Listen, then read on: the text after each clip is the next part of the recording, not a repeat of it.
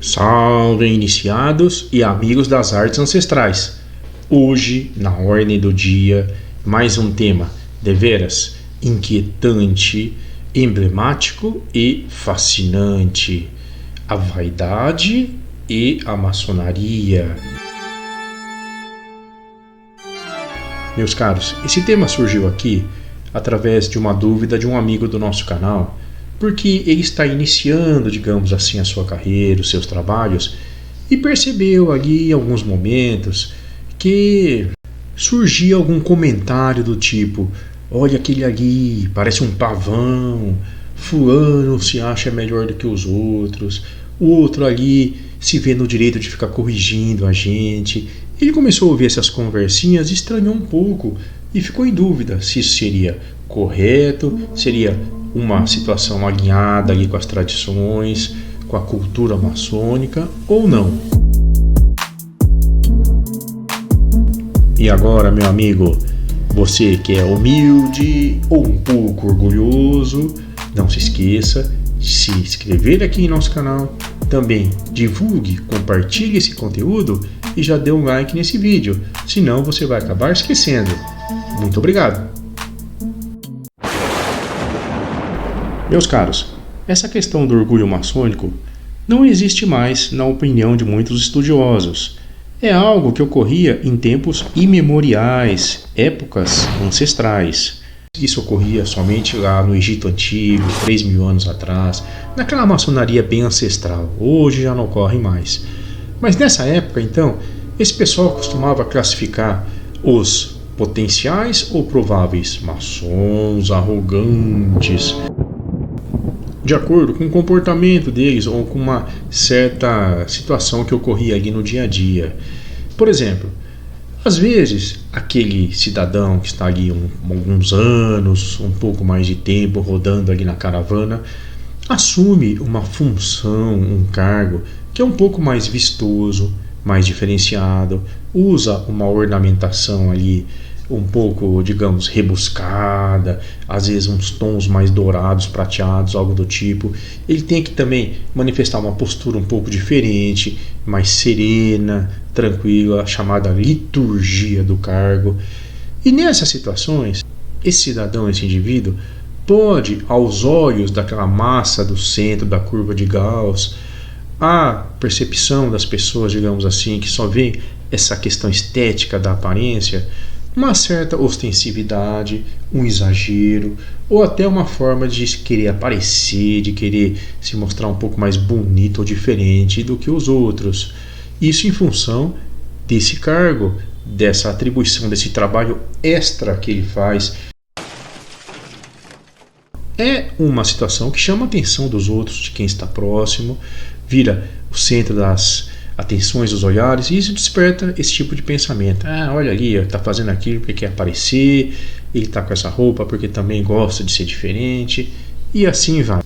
O segundo, que pode parecer também arrogante ou soberbo, é aquele que em um certo momento é convidado para fazer, por exemplo, uma palestra, uma preleção, passar ali uma instrução. Então ele se prepara, estuda, vai ir atrás de referências na internet, na rede, nos bancos de dados, e apresenta ali algo diferente, um pouco mais profundo do que a média ali da curva de Gauss está acostumada. E também vai sempre existir alguém que vai dizer: puxa vida, ó, essa pessoa também está se achando aí o Albert Pike aqui do sertão, ou o novo Castellani, que isso, é um pouco de orgulho demais. E existe também aquela outra condição em que o maçom pode ser taxado de arrogante ou chato, ou de querer ser o dono da bola, ou sabe tudo. Quando um cidadão, um integrante ali percebe que está ocorrendo algum problema, alguns erros na ritualística, por exemplo, na postura dos outros. Então, lá na Pérsia, 2.000 anos atrás, era proibido na maçonaria daquela época que as pessoas comparecessem às reuniões vestindo sandálias. Era obrigado que tivessem de sapato preto. E às vezes acontecia de alguém ir lá com uma sandalinha ali persa, daquela cheia de trancinha. E sempre tinha uma pessoa, um integrante ali, geralmente o mais antigo, mais experiente, que falava: olha, isso não está certo. você não está de acordo com a nossa tradição aqui do Planalto, da cidade de Ur, etc. Esse ancião antigo que tenta corrigir ali um erro pode ser também considerado, taxado como sendo um pouco petulante. Mas esses três, então, que são chamados de arrogantes, aquele que tem alguma função mais vistosa, bonita, o que vai, no momento ali, passar uma instrução, uma palestra, ou aquele que corrige os outros, são assim considerados, mas ao olhar das peneiras maçônicas, que sempre prezam pela meritocracia, sempre valorizam aqueles que têm perseverança, dedicação, que trabalham mais acima da média, por isso que eles conseguem muitas vezes ter uma função diferente, por isso que eles conseguem manifestar um conhecimento diferente, ou mesmo identificar aquele erro, não ato falho, o erro e tentar corrigir em nome de uma beleza maior, de uma perfeição daquele ordenamento, não daquele caos. Esses cidadãos, então, muito pelo contrário, não podem ser considerados orgulhosos, arrogantes, petulantes, jamais. E sim, eles devem ser respeitados, devem ser considerados aqueles que são as verdadeiras colunas da entidade.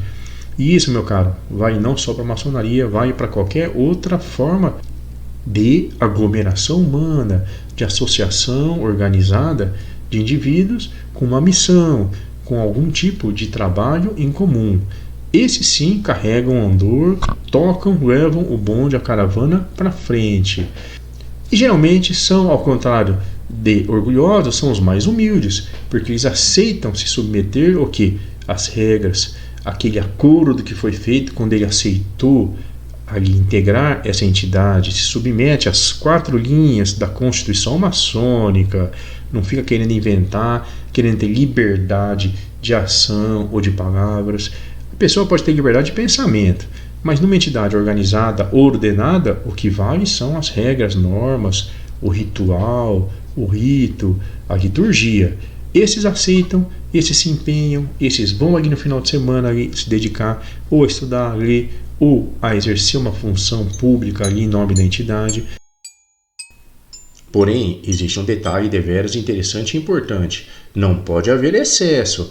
Se o indivíduo também, toda reunião, toda sessão, aparece lá sempre paramentado, não desgruda daquela roupa belíssima, ostensiva, se quer sempre dar uma palestra, reuniu 3 pessoas, está dando alguma orientação, alguma aulinha ali, ou se corrige a cada minuto qualquer tipo de ato falho dos companheiros, aí realmente a coisa pode ser um pouco exagerada, um pouco over. Mas então, se esses 3 tipos, essas 3 faces, não são os orgulhosos, os arrogantes, quem são? Justamente aqueles que criticam esses elementos, esses cidadãos. Aquele que fala que, nossa, olha lá, o Joãozinho pegou esse tipo de paramento diferente, essa função, fica indo para lá, para cá, desfilando aí. Esse é o arrogante, esse é o petulante, e se você for analisar, ele não se dedica nem 10% do que aquele outro que está com essa nova responsabilidade, com esse novo perfil. A pessoa geralmente não faz o que devia fazer naquela entidade por uma série de razões. Para a organização, esse tipo de pessoa não funciona muito bem. Então vai ficar aí da média para baixo, não vai conseguir assumir uma certa incumbência, uma missão um pouco mais complexa. Aquela pessoa também que critica os que manifestam conhecimento acima da média, não porque baixou uma luz ali, o negócio entrou na cabeça de repente, mas sim porque estudaram mais, se dedicaram, se afastaram às vezes da família, de filhos pequenos também, que porventura tem, da companheira, dos amigos, para estudar, para ler, para se preparar para aquele momento de apresentação, vai ali, consegue manifestar uma dinâmica muito produtiva, fluente, e ainda são criticados às vezes como sendo um pouco vaidosos. Esses que criticam são os verdadeiros arrogantes, são os verdadeiros orgulhosos. E no terceiro caso também, porque aquele que não aceita ser corrigido, sabe que está errando ali num movimento ritualístico, em uma passagem, Lembrem, não é ato falho, é um erro mesmo. Não estudou, não leu. Começa ali então a cometer algumas gafes terríveis. E se alguém falar, olha meu cara, não é bem assim, é assado, porque está uma catástrofe ali o trabalho, é chamado de pessoa mal educada, pessoa arrogante. Não, esse que não se preparou, esse que foi criticado, que porventura não aceita ser corrigido, aliás, é muito difícil, né, para um adulto, um ser humano já de uma certa idade, aceitar uma crítica, uma correção, mesmo em sabendo que não está certo. Isto pode ser considerado um extremo de arrogância.